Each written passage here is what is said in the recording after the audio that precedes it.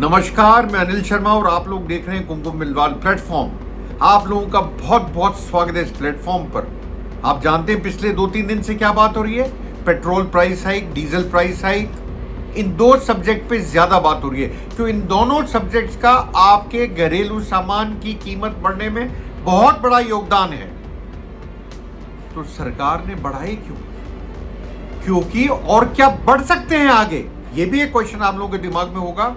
मेरा मानना है, मेरा पर्सनली मानना है कि पेट्रोलियम कंपनीज अभी भी उस जगह पे नहीं आई है जहां पे वो ब्रेक इवन कर सके, मतलब जितने का खरीद रहे हैं उतने का बेच सकें।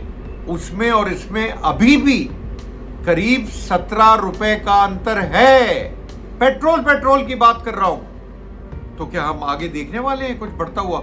बिल्कुल, मुझे एक तरह से आशंका है कि पेट्रोल और डीजल के प्राइसेस और बढ़ सकते हैं, कम से कम 17 रुपए से।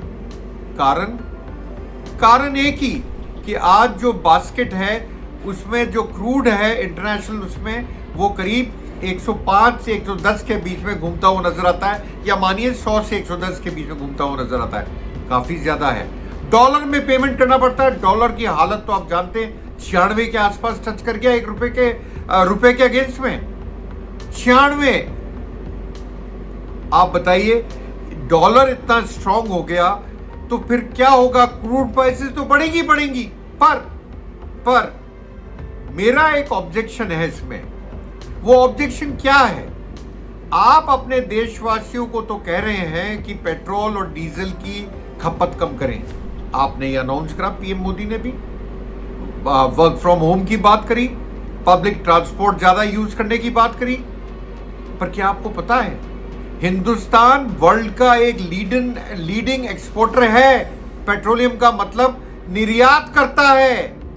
पेट्रोलियम को पैदा नहीं करता है पर निर्यात करता है। देखिए, 80 से 85% डिमांड पेट्रोल की सिर्फ हिंदुस्तान को इंपोर्ट करना पड़ता है। 80 से 85%, मतलब आयात करना पड़ता है, और एक्सपोर्ट्स भी करता है। भैया, जब तुम अपने देशवासियों को नहीं दे पा रहे हो तो एक्सपोर्ट्स क्यों कर रहे हो? तो आप मान के चलिए क्या एक्सपोर्ट था, वो फिगर भी मैं आपको बता देता हूं। पेट्रोलियम प्रोडक्ट्स, मतलब सब प्रोडक्ट आ गए पेट्रोलियम के, एक्सपोर्ट जो थे वो अप्रैल के अंदर 34.66% से बढ़े थे। अरे, जब हमारे यहां किल्लत है तो एक्सपोर्ट पे रोक क्यों नहीं लगाते हो भाई? पहले देश का सोचिए, फिर दूसरों का सोचिए। 34.66% बढ़ा था 2026 अप्रैल में, और कितना हुआ था यूएस डॉलर्स के अंदर? 9.59 बिलियन। ये हमने निर्यात करा था। भैया, निर्यात करने की जरूरत क्या है? आप तो क्रूड ऑयल को इंपोर्ट करते हो 80 से 85%, और फिर उसको एक्सपोर्ट करने लग जाते हो। किसके लिए? दूसरों के लिए। अरे, आप पहले देश में खपत कीजिए। आपके लिए सबसे जरूरी, सरकार को इस बारे में सोचना पड़ेगा। यहां के लोग त्राहिमाम नहीं करें। पहले सरकार को देखना चाहिए कि हमारे देशवासियों के लिए हमारे पास क्या है और क्या नहीं है। मैं आपको एक स्टेटमेंट और बताता हूं, बड़ा इंपॉर्टेंट स्टेटमेंट है। एक डायरेक्टर ने यह बोला है अपने साफ शब्दों में, आईओसीएल के डायरेक्टर हैं, उन्होंने बोला है, सॉरी, ऑयल मिनिस्ट्री की, मैं माफी चाहूंगा, ऑयल मिनिस्ट्री की एक ऑफिशियल है सुजाता शर्मा। उन्होंने अप्रैल में ये कहा था, हायर ऑयल प्राइसेस, मतलब बढ़ती हुई कीमत से इंडियन रिटेलर्स जो हैं 100 रुपया डीजल में लूज कर रहे हैं और 20 रुपया पेट्रोल पे लूज कर रहे हैं। इसी आंकड़े को देख के मैं आपसे बोल रहा हूं, अभी तो 3 रुपए बढ़े, 17 रुपए का और स्कोप सरकार के पास है। मतलब 17 रुपए बढ़ते हुए दिखते हैं। कब बढ़ेंगे? मुझे लगता है कि स्टेजेस में बढ़ाएंगे या फेजेस में बढ़ाएंगे। मुझे नहीं लगता एक साथ बढ़ा देंगे, नहीं तो हाहाकार बच जाएगा इस देश के अंदर। तो ये तो आपको सोचना पड़ेगा। ये मैंने आपको फिगर दिया है एक रॉयटर्स की रिपोर्ट से। सुजाता शर्मा का नाम छपा है उसमें। तो 20 रुपए पेट्रोल पे बढ़े कितने? 3 रुपए। जब 3 रुपए बढ़े तो इन्होंने क्या कहा, जो डायरेक्टर हैं उन्होंने, IOCL के डायरेक्टर हैं, उनका कहना यह है कि ये वेरी स्मॉल राइज है। वेरी स्मॉल मतलब बहुत छोटा इजाफा करा गया है, बहुत कम इजाफा करा गया है पेट्रोल और डीजल की प्राइसेस में, ये कह रहे हैं। और साथ में ये भी कह रहे हैं इस देश की रिफाइनरी 100% कैपेसिटी में चल रही है, मतलब 100% कैपेसिटी के अंदर काम कर रही हैं, पर उसके बावजूद आपकी जो बढ़त है वो बहुत कम है। इन्हीं सब चीजों को पढ़ के अंदेशा तो होता ही है। आप मान के चलिए कि पेट्रोल के जो प्राइसेस हैं, डीजल के जो प्राइसेस हैं, वो बढ़ने वाले हैं या बढ़ सकते हैं आने वाले कुछ समय में। भैया इलेक्शन तो अभी है नहीं, जब तक इलेक्शन थे तब तक आपको कोई चोट नहीं दी गई। बंगाल में थे, आसाम में थे, तमिलनाडु में थे, केरला में थे, पुडुचेरी में थे, तब तक आप लोगों को कोई कष्ट नहीं दिया गया। एकदम सोचते हुए दिमाग में आया चुनाव खत्म, बढ़ा दो और बढ़ा दिए गए। और इसकी चोट सीधे से आपकी जेब पे पड़ती है, क्योंकि ट्रांसपोर्टेशन कॉस्ट बढ़ती है। सामान की ढुलाई की जो रेट है, एक प्रदेश से दूसरे प्रदेश या एक शहर से दूसरे शहर में जाने में उसकी कीमत बढ़ती है।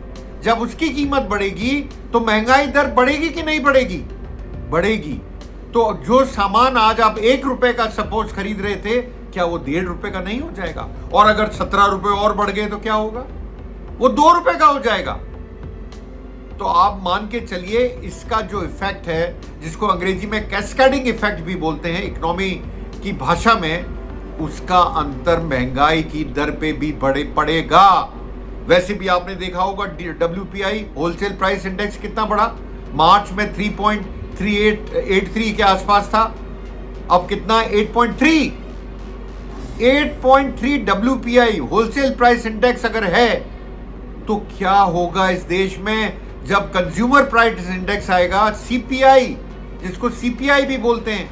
मान के चलिए वो फिगर भी बढ़ा हुआ आएगा, उसके लिए तैयार रहिए। और अभी आपको बताऊं, इकोनॉमी में बड़े बड़े शॉक आने बाकी हैं। अभी तो सिर्फ सोना बढ़ा, दूध बढ़ा, पेट्रोल बढ़ा, डीजल बढ़ा। ऐसे तो सोना और चांदी बढ़े और ऐसे तो कई चीजें बढ़ेंगी। दूध बढ़ा, कहा यह जाता है कि जो उसकी प्लास्टिक की थैली आती है जिसमें पैक होकर आता है, उसकी कीमत बढ़ गई इसलिए बढ़ाया गया, वो भी पेट्रो प्रोडक्ट है। यही मैं आपको समझाने की कोशिश कर रहा हूं कि कैसे कैसे प्रॉब्लम्स आ रही हैं और आ सकती हैं। महंगाई की मार आपको बहुत जबरदस्त पड़ सकती है। और मैं बोलूंगा आज भी अगर गल्फ वॉर रुक जाए या अमेरिका ईरान वॉर, सॉरी माफी चाहूंगा, अमेरिका ईरान वॉर रुक जाए, तो भी कम से कम 4-5 महीने चाहिए चीजें सुधरने में। अगर आज भी ये रुक जाए और हॉर्मुज़ स्ट्रीट खुल जाए, उसके बाद में भी 4-5 महीने चाहिए आपको क्या करने में, वापस उस लेवल पे आने में। अरे जब सस्ता तेल था, क्रूड मुझे याद है कोरोना के टाइम तो माइनस में भी चले गया था ग्रोथ में, और बाकी $15-20 प्रति बैरल मिल रहा था। तब आपने क्या कीमतें कम करी? नहीं करी। आपने बम्पर स्टॉक बनाया। आपने क्यों नहीं यूटिलाइज करा उस जो बम्पर पैसा बनाया उसको कंपनसेट करने के लिए? कहने के लिए तो बीजेपी वाले कहते हैं देखिए हमने कितने दिनों बाद बढ़ाया, अमेरिका और उधर कितनी जल्दी रेट बढ़ गई। भैया चुनाव थे, कैसे बढ़ा देते आप? फिर वोट कौन देता आपको? सच क्यों नहीं बोलते हो? एनीवे, देखते हैं आगे, क्योंकि मैं आपको फिर डरा नहीं रहा हूं। मेरा डराने से कोई संबंध नहीं है, मैं सिर्फ आपको बता रहा हूं कि आने वाले जो पीरियड है उसमें आर्थिक संकट बढ़ने की संभावना है। इन्फ्लेशन या मुद्रास्फीति दर बढ़ने की संभावना है और बहुत ज़्यादा है। कई चीज़ों में बढ़ चुका, कई चीज़ों पे आपको बढ़ता हुआ नजर आएगा। आप लोगों का बहुत बहुत धन्यवाद मेरे से जुड़ने के लिए। ऐसे ही आता हूँ अपने नए वीडियो के साथ जल्द आपके सामने। तब तक यूं ही देखते रहिए, फॉलो कीजिए, लाइक कीजिए, सब्सक्राइब कीजिए कुमकुम बिनवाल प्लेटफॉर्म को। धन्यवाद।